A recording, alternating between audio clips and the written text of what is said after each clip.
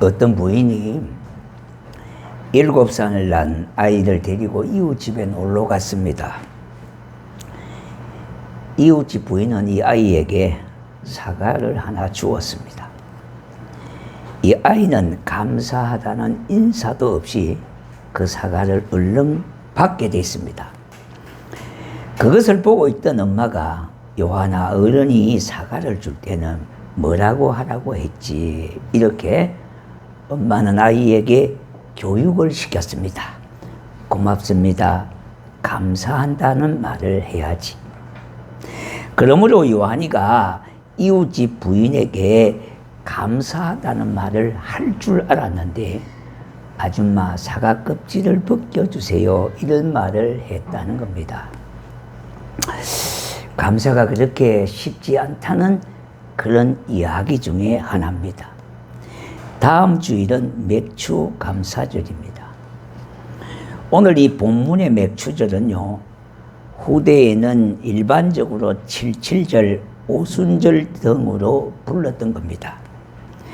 77절은 이때가 보리수확의 첫 단을 하나님께 드린 초실절로부터 시작해서 7주간의 곡식 추수기가 끝난 뒤에 그런 시기에 해당하기 때문에 77절이라고 이름이 붙여졌습니다. 오순절 또한 추수기와 관계된 말로 이날이 초실절 다음 날로부터 계산해서 50일째 되는 날에 해당하기 때문에 붙여진 이름입니다.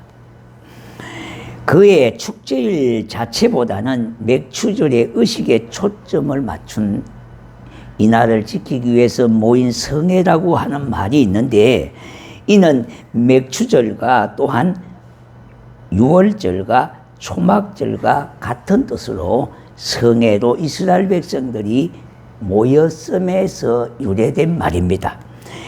이 맥추절은요, 한 해의 첫 수확을 끝낸 기쁨 속에서 그 수확을 가능케 해주신 하나님께 기뻐하며 감사를 드린 축제입니다.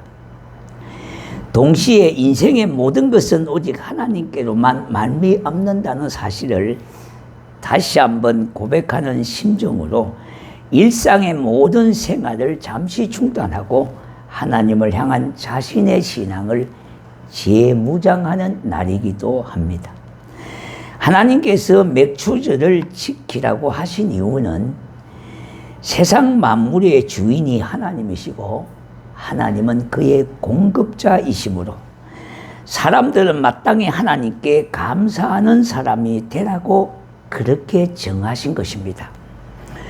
하나님의 의도는 사람들에게 감사할 줄 아는 사람이 되는 것을 가르치고 있는 것입니다.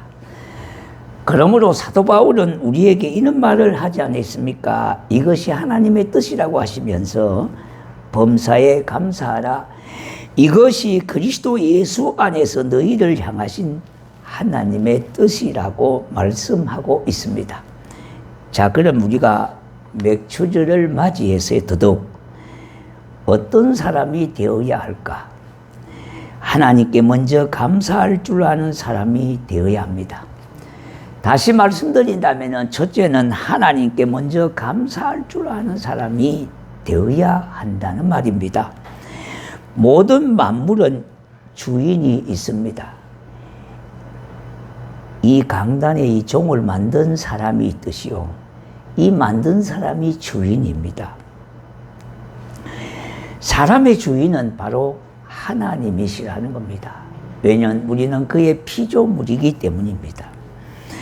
만드신 주인에게 감사하는 것은 당연한 도리가 되는 겁니다. 영국에 올리버 크롬웰이라고 하는 장군이 있습니다. 이 장군의 기도문이 엄청 유명하게 됐습니다. 올리버 크롬웰 장군은요, 1648년 영국 의회군을 이끌고 앙당파를 물려쳤습니다.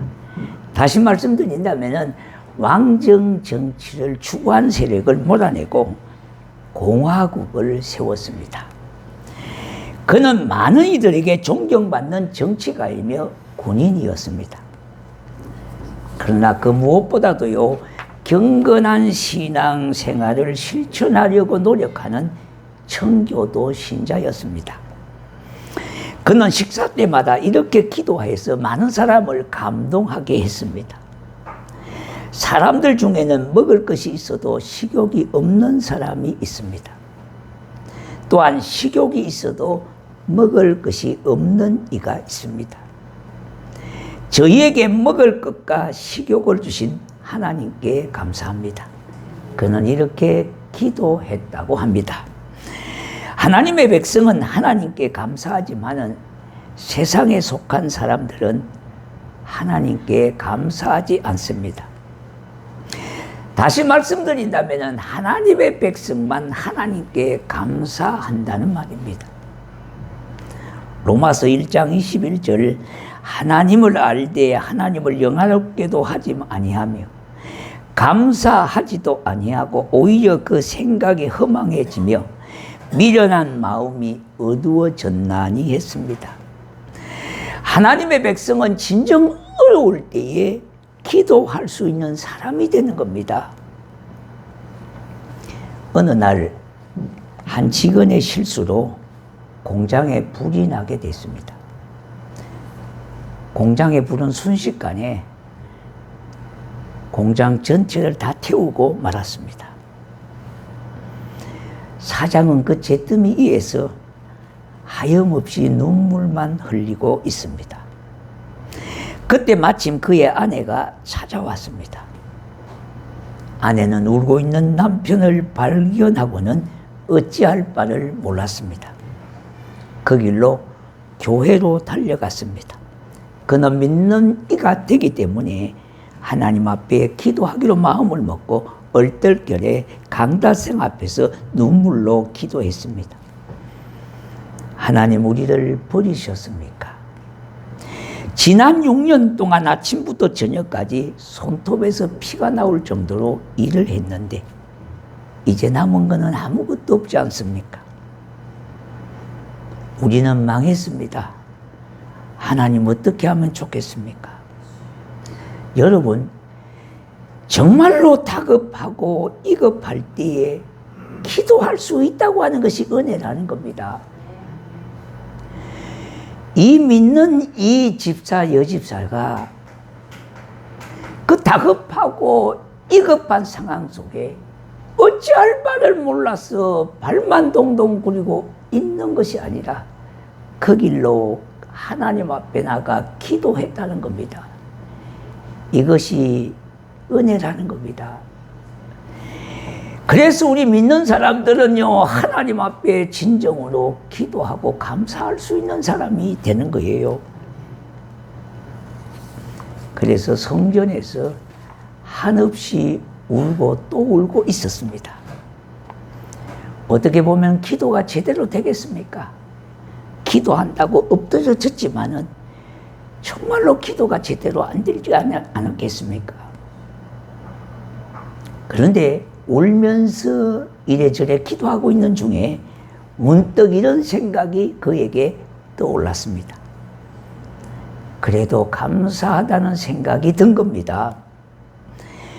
왜냐? 아직 남편이 살아있는 것도 감사하고 가만히 돌아보니까 인명피해가 없는 것만도 감사하고 나의 사랑하는 가족이 남아있는 것도 감사하고 뿐만 아니라 하나님이 나와 함께 하시는데 내가 절망할 이유가 뭐가 있는가, 이런 생각이 들게 됐습니다. 그러므로 아내는 하나님 감사합니다, 공장이 불탄 것도 감사합니다 하고 감사의 기도를 드렸습니다. 이것이 은혜가 아니고 뭐겠습니까? 정말로 우리가 보통으로 생각하면 어떻게 감사의 기도가 나올 수가 있겠습니까?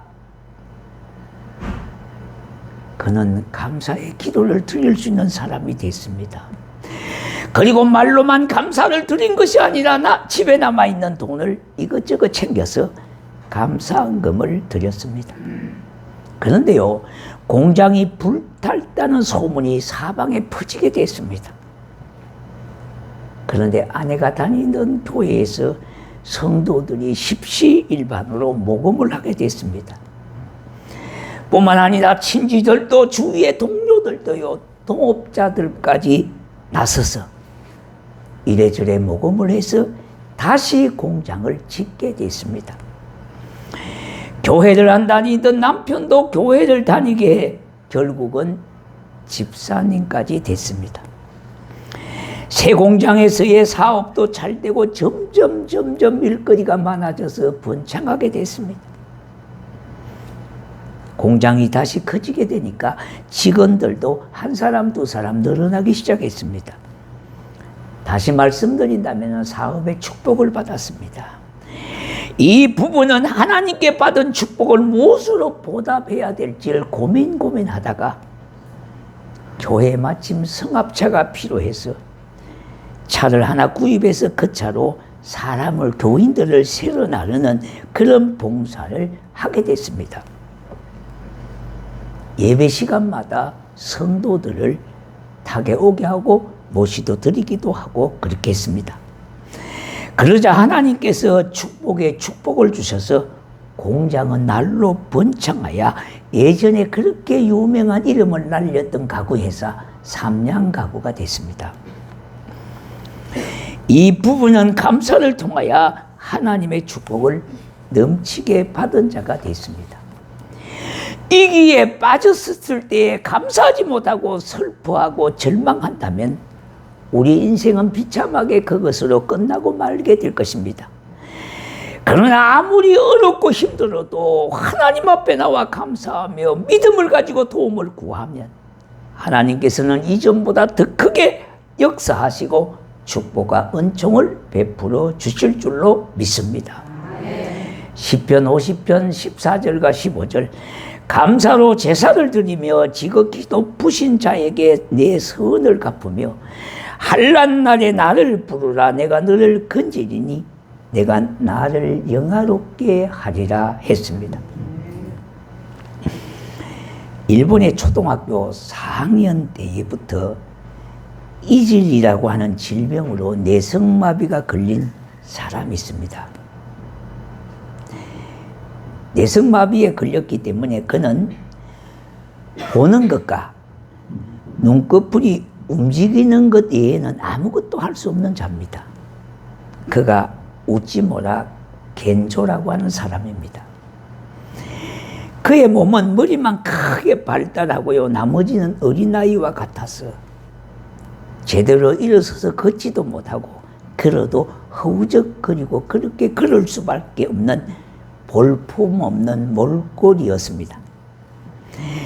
그에게는 믿음의 어머니가 있었는데요, 어머니가 성경책을 머리맡에 펴두고 머리를 받쳐놓고 나가서 일을 해야 되기 때문에 그것으로 집을 나선 후에 돌아올 때까지 혼자 성경을 베고 있는 것입니다.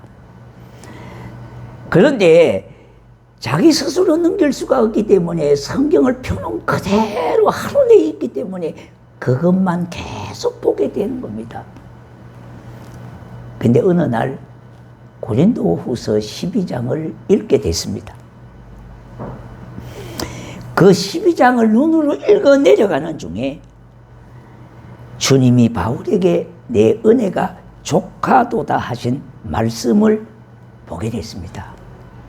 그것이 그에게 큰 은혜가 됐습니다. 그 하신 말씀을 그대로 내게 주신 말씀이라고 받아들이고 하나님의 은혜를 구하게 됐습니다. 다시 말씀드린다면 하나님께서 사도 바울의 눈의 가시를 빼어달라고 하나님께 사도 바울이 기도했습니다마는 내 은혜가 족하도다 하시면서 내 능력이 약한 데서 온전해진다고 그런 말씀을 하셨습니다. 그 말씀을 그대로 자기에게 주신 말씀으로 받아들이는 것입니다. 그 후로는 그는 어떤 사람을 찾아가도 천사 같은 모습으로 변하게 됐습니다.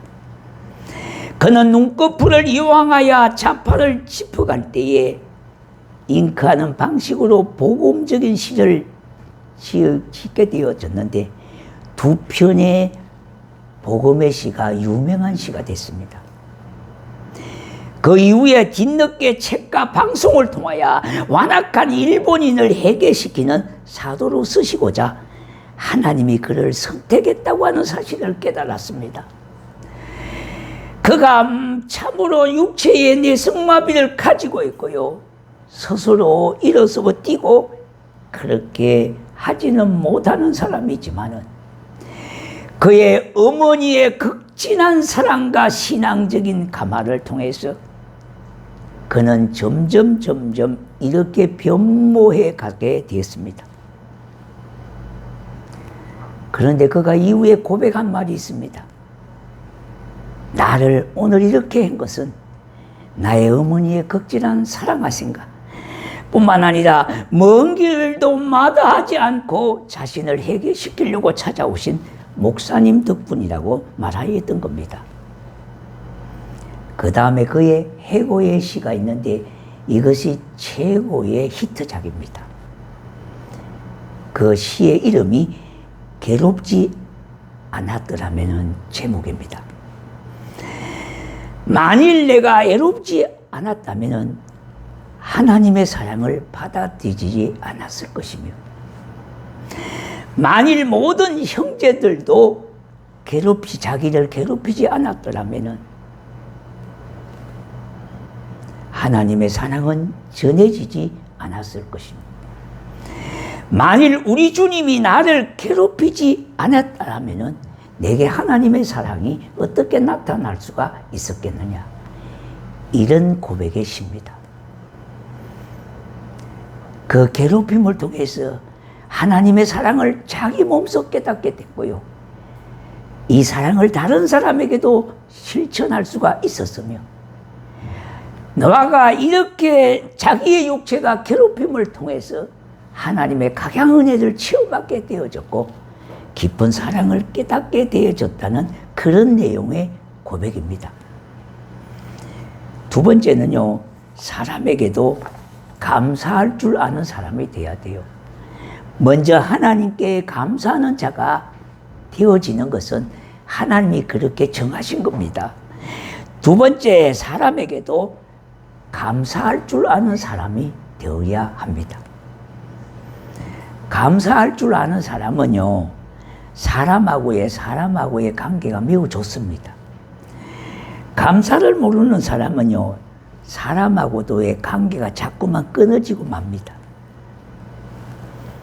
어느 부인이 남편이 예수를 믿지 않고요, 술 주준병이 남편이 있었습니다.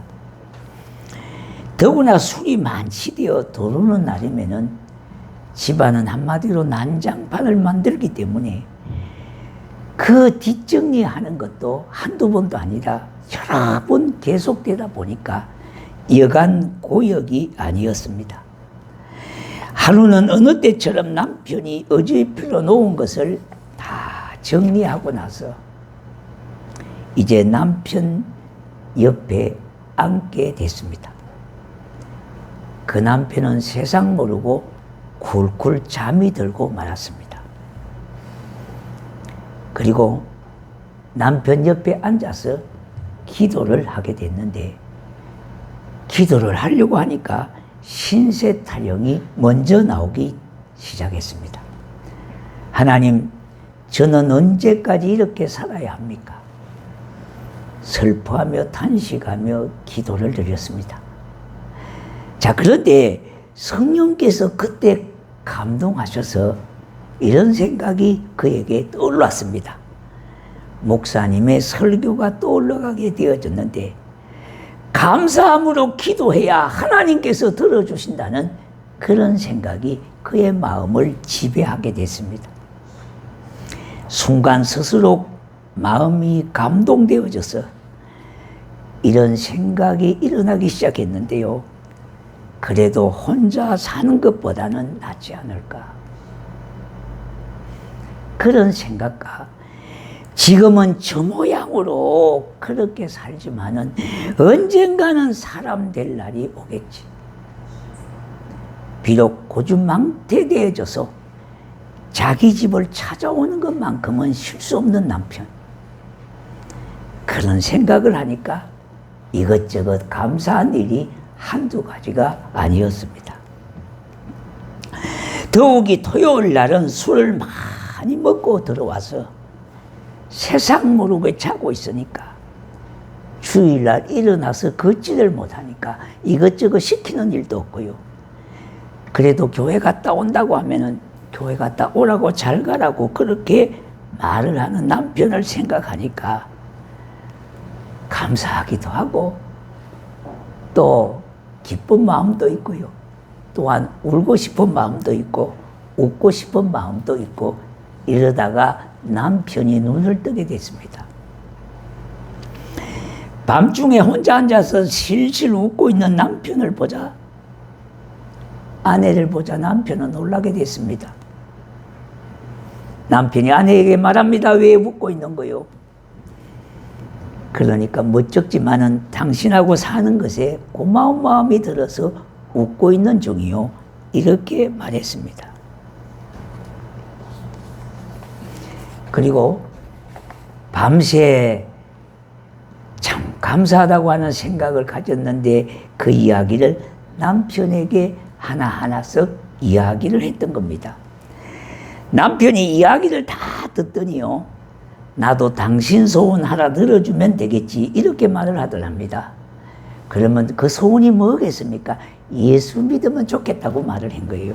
그러니까 당장 믿어줄게라고 대답을 했답니다. 자, 여러분 이제 그 부인은 이렇게 간증을 했습니다.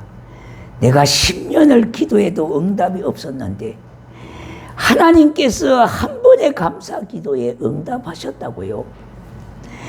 우리가 하나님하고 나의 관계를 생각해 보면 정말 감사할 일이 참 많습니다. 그러므로 감사함으로 모든 사정을 하나님께 아뢰면 하나님의 평강이 우리 마음과 생각을 지배하게 되어지는 겁니다. 빌립보서 4장 6절 아무것도 염려하지 말고 오직 모든 일에 기도와 간구로 너희 구할 것을 감사함으로 하나님께 아뢰라. 이렇게 말씀하셨어요. 이 말씀이 정말 내게 주시는 말씀으로 받아들이게 될 때 은혜가 되는 겁니다. 그때부터 하나님이 역사하시기 시작해요. 자, 여러분 보십시오. 술주전맹이 남편의 뒤치다거리 하는 것도 한두 번도 아니고 얼마나 고역이겠습니까? 어떻게 감사의 기도와 감사의 말이 나올 수 있겠습니까? 그러나 생각해 보니까 성령이 감동하셨어요. 그의 마음에 감사하다는 생각들이 하나하나씩 일어나게 되어졌습니다. 이것이 바로 주의 은혜입니다. 세 번째는요, 현재 주어진 환경에 감사하는 마음을 가져야 돼요. 하나님께 감사하고요, 사람에게 감사하는 것도 중요하지만 현재 주어진 환경에 감사할 수 있는 사람이 되는 겁니다. 자, 여러분, 두 눈이 있어서 아름다움을 우리가 볼 수 있지 않습니까? 두 귀가 있어서 감미로운 음악을 들을 수가 있고요. 내게 두 손이 있어서 부드러운 것도 만질 수가 있는 것 감사한 일이고요. 두 발이 있어서 자유롭게 가고픈 곳에 어디든 갈 수가 있고요. 내게 정말로 가슴이 있어서 기쁨과 슬픔을 느낄 수 있다고 하는 것 감사한 일이죠. 나에게 주어진 일이 있으면 내가 할 일이 있다는 것을, 날 필요로 하는 것이 있고 내가 갈 곳이 있다는 것을 생각해 봅니다. 하루하루의 삶의 여정에서 돌아보면은 내 한 몸 쉴 수 있는 나만의 공간이 있다는 것과 날 반겨주시는 소중한 이들이 기다리고 있다고 하는 것, 그것을 한번 생각해 보십시오. 내가 누리는 것을 생각해 보십시오. 아침에 보는 햇살에 기분 맑은 그런 생각을 하고 사랑의 인사로 하루를 시작하며 아이들의 해맑은 미소에서 마음이 밝아질 수 있다는 것, 그리고 길을 가다가도 향기로운 꽃들이 내 눈이 거기로 반짝거리고 간다는 것. 한 줄의 글귀에 감명을 받으며 우연히 듣는 음악에 자신의 추억을 해상할 수 있으며요. 이로의 말 한마디가 우울한 기분을 가볍게 할 수 있으며 보여주는 마음에 내 마음도 설렐 수 있다는 것에 이것이 나에게 주어진 것들 누리는 것을 생각해 보십시오. 이것이 행복 아니고 무엇이겠습니까? 우리가 볼 수가 있고 들을 수가 있고 만질 수가 있고 느낄 수 있다는 것에 건강한 모습으로 뜨거운 가슴으로 이 아름다운 한 세상을 살아가고 있다는 것에 오늘도 감사하다는 것을 세상 사람들과 다르게 하나님의 백성은 할 수가 있다는 겁니다.